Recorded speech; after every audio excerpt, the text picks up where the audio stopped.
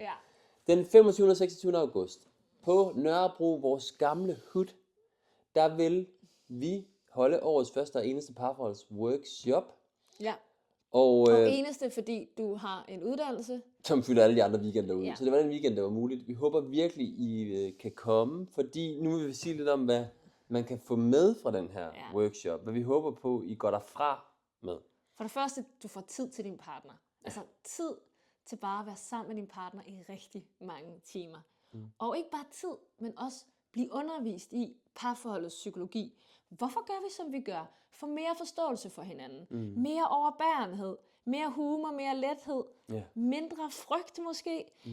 Mere kærlighed. Altså jeg tør næsten godt love, at meget af den energi, vi bruger i dag, på hele tiden at forstå de konflikter, eller kæmpe med hinanden, eller sådan. Altså, vi kender jo godt det der med, at vi har det der mønster, man bare lander ind i sammen, ikke? Hvor vi prøver at forstå hende, eller hvor vi prøver at få den anden til at forstå mig. Altså, kom nu. Og det sker bare ikke.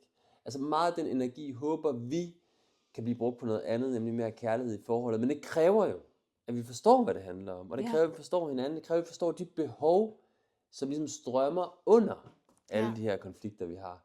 Så der er noget omkring at komme i kontakt med de grundlæggende, ofte meget sårbare behov, som nærer de her konflikter. Ja. Så hvordan kan vi udtrykke de behov, vi har, og først og fremmest opdage, at de overhovedet er der? Ja. At der faktisk er et behov. Det her det er ikke bare fordi, at han er forkert, eller hun er forkert, eller det er fordi, der er et behov, der gerne vil blive opfyldt. Ja. Og det er ikke sikkert, at det kan blive opfyldt, men bare det, at vi får kontakt til det, det er vigtigt. Og kunne tale ud fra det sted, fordi så kan vi få et møde, og så kan der komme connection. Ja, men det kræver kommunikationsredskaber, og det vi vil give jer på det her kursus, det er, eller den her workshop, det er kommunikationsredskaber, altså nogle konkrete indstillinger, eller måder, eller øvelser, der ligesom kan hjælpe jer i kontakt med de her forskellige behov, og blive bevidst om, hvordan de ikke bliver italesat eller udtrykt i de konflikter, jeg har sammen.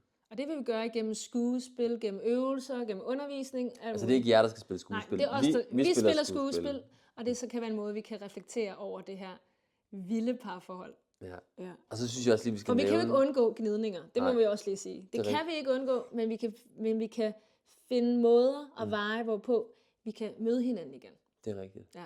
Og nogle af de veje, vi vil forsøge at vise, vi vil pege på nogle af vejene til den her workshop. Og så skal vi altså også nævne intimitet og seksualitet. Yes. Det vil vi også komme omkring. Altså vi vil også komme omkring, hvorfor det faktisk er bøvlet for langt de fleste af os. Det der med seksualiteten i det langvarige, monogame parforhold. Og forhåbentlig også giver nogle små indstillinger og nye måder at se på hinanden og seksualiteten på, som forhåbentlig vil give jer lidt mere lyst. Frihed og leg og glæde ind i det intimiteten. Ja. Alt det håber vi at give jer.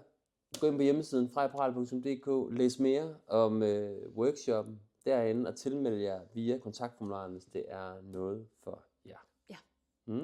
Og husk vigtigt at sige, nej vent, der er ikke noget med, at man skal sidde og udbasunere sine egne ting i sit eget, altså man laver øvelser i sit eget parforhold. Altså man er, på den måde er der ikke, man skal ikke være bange for, nu skal jeg til at involvere 20 andre mennesker i mine konflikter og et eller andet. Det er fuldstændig frivilligt, også at man overhovedet vil lave øvelserne. Der er ikke noget tvang i det her. Nej, og der er ikke nogen grænseoverskridende øvelser i det. Det er meget stille og roligt. Nej, det er meget stille og roligt. lige ud af landevejen. Lige ud af landevejen.